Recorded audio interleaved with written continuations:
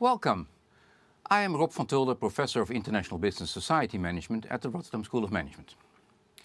In this video, I will explain why landscape restoration is embraced as one of the 17 Sustainable Development Goals of the United Nations, how wicked the challenge is and why we consequently need all societal parties to come up with an effective approach.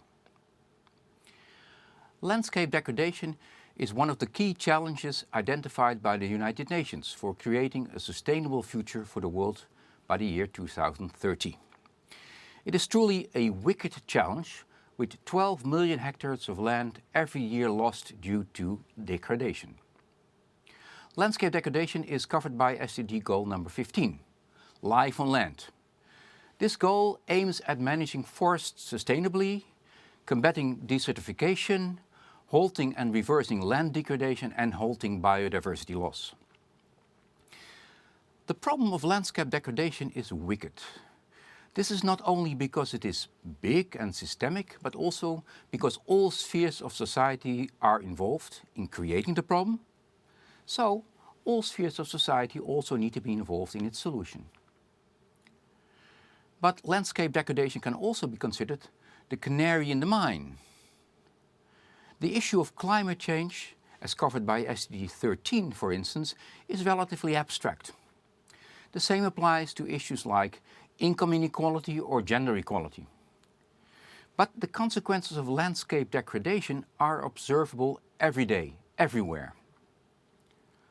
Local communities that grind down their own existence by cutting down trees and creating erosion. Cities that become heat islands due to a lack of trees and parks. Open pit mining that ruins local ecosystems. Overgrazing, forcing local communities to move to other pastures. And waste dumping, ruining attractive tourist sites. Well, this phenomenon is also known as the tragedy of the commons, which in short refers to the inability of people to act in the interest of the community, even if they themselves also suffer from the negative consequences if they don't take action. So we don't even have to talk about more indirect consequences like pollution or man-made global warming to observe the effect of our lack of action. This makes landscape restoration a perfect case to zoom in on when we want to understand the preconditions for the way society in general and business in specific can design effective approaches to create positive change in the world. So, why would companies be interested in landscape restoration? Because it can be done. The governance models and management principles are already available. It needs to be done. If not addressed, it represents a gigantic problem. For instance, insurance companies are faced with greater damages risks.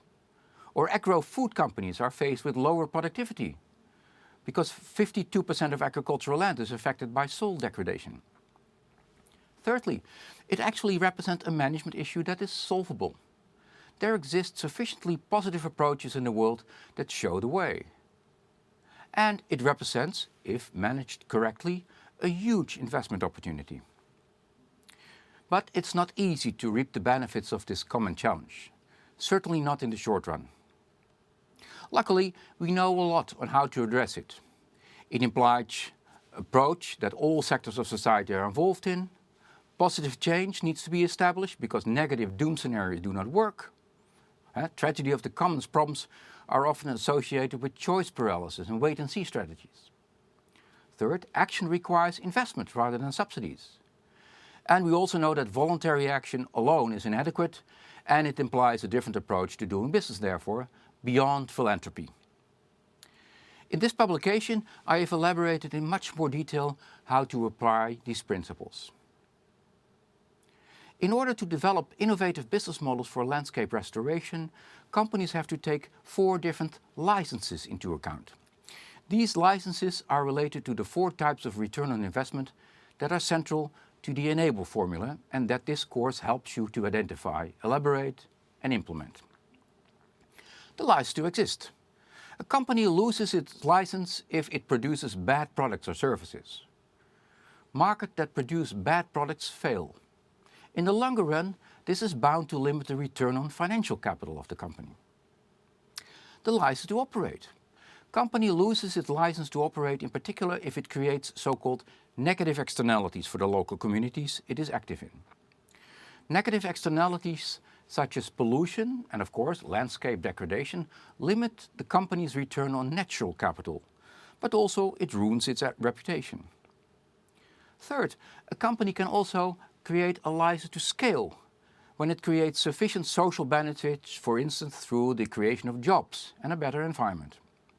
And finally, a company gains a license to experiment. For instance, a proactive attitude towards complex sustainable development goals require innovation and learning by doing. Not every initiative is directly successful.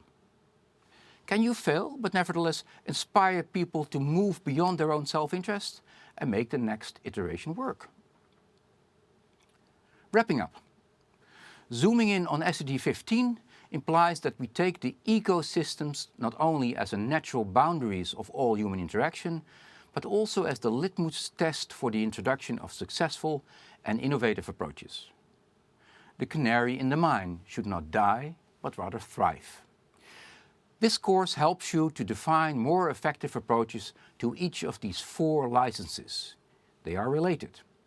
And when addressed properly, they should help you to deal with one of the most wicked, but also one of the most tangible challenges of today, landscape degradation. I wish you inspiration, energy and great insights that can be put to practice instantly.